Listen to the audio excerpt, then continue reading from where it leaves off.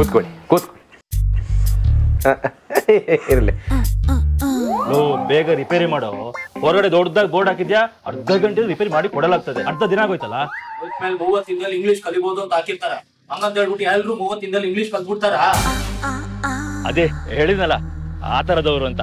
ಅವ್ರ ಕಾಂಟ್ಯಾಕ್ಟ್ ಸಿಕ್ಕಿದೆ ಕಣ, ನಾಳೆ ಹೋಗೋಣ ಆಯ್ತಾ? ಅಣ್ಣ ಆ ತರದವ್ರು ಅಂದ್ರೆ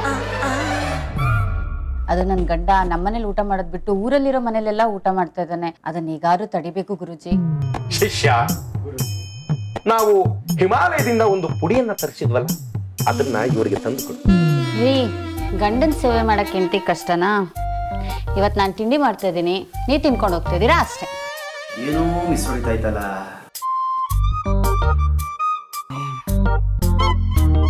ಇದು ಹೊಟ್ಟೆಲಿ ಇಲ್ಲಿ ಓಡಾಡ್ದಂಗೆ ಆಗ್ತಾ ಇದೆ ನಂಗೆ.